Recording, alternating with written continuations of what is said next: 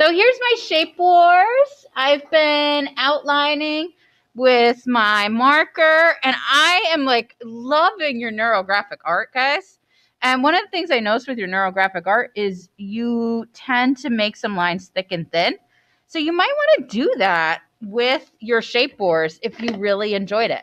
Take some of those cool tips that you learned or techniques that you learned and apply them to other projects. And you can do that even after you've added color. You can go back and make some areas thick or thin. I just really love the line work that you did. So cool. I also love that some of you filled in your shapes with black marker. You could do that here as well. When you're thinking about color, my first go-to is the team colors. You can do any colors you want. Some teams are rainbow colors and they're all different colors. Some teams stick to one color per shape. So that's up to you. Just something to consider while you are working. Do you want one team to be one color and the other team to be the other color? Totally up to you. And at least just think about it and make some choices. Maybe they're just your favorite colors. My go-to is also colored pencils. I tend to hand sharpen them. If you're in the classroom with me, there are hand sharpeners in your bins. But at home, I did give you a random assortment of hand sharpeners. But you will need to sharpen them a lot because I want you to push really hard with colored pencils. Some of you who had me in 6th grade know this about me. I love these colored pencils so much. And if you push hard, they look like paint. But if I tried to paint in the corners of my squares, it would be a real pain. I could do it, but with the colored pencils, I can really get into all those little corners and cracks and make it look like paint, but not have the stress of brush control. If you are going to paint, sometimes things get a little messy, a little wacky. That's okay. I'll show you that in a minute. But when the paint dries, you can always go back over your lines with different markers or pens again to make it look a little clean. And that's called craftsmanship in art.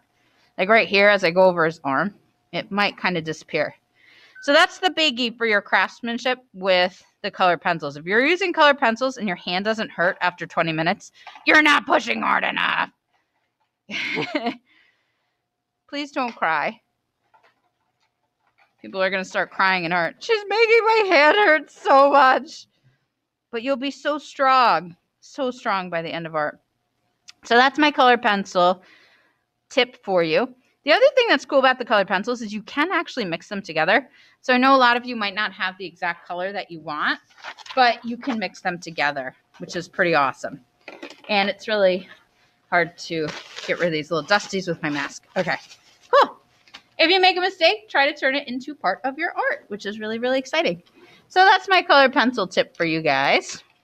I want to keep coloring, but the other option I want to show you is paint. I'm going to be using tempera paint. And Charlie, can you wave to the group? Over by Charlie on the counter is a whole bunch of tempera paint. If you're not in the room right now, you can stop by on Monday if you want, and I have tons of paint. If you're at home, you might have watercolor paint. There's all different kinds of paint, but I have tempera paint there. And when you go over, look, it's like a buffet, but please don't eat the paint. And there's brushes, there's little cups, there's medium cups, there's little popsicle sticks. You can mix a custom color. So put all your colors in a cup, mix it together, take more than you think you need. There are also lids there and baggies because I don't trust even the lids. I like put them inside a bag. But you can mix a color either for your shapes or your background, and you have some choices. So I'm going to mix it. I probably won't finish today, so I'm going to take this home. And there's water cups there. There's brushes. The water comes out of the faucet. There's also some paper towels. You guys are laughing, but it's true. You know how many of my 6th graders say, where's the water? And then I have a bunch of brushes for you. You can pick multiple sizes. I tend to work with multiple sizes.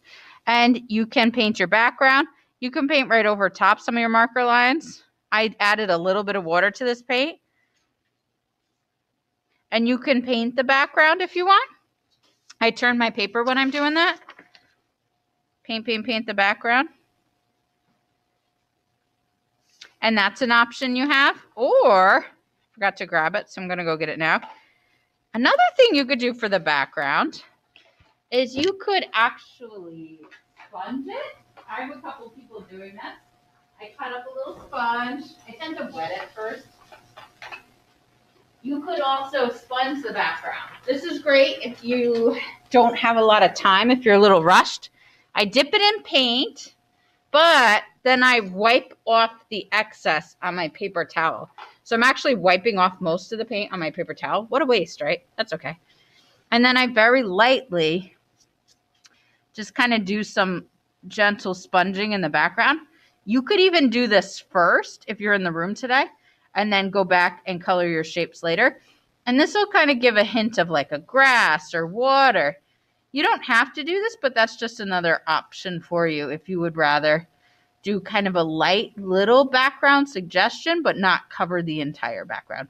So it's up to you. I have some people who are just using colored pencil for the entire background.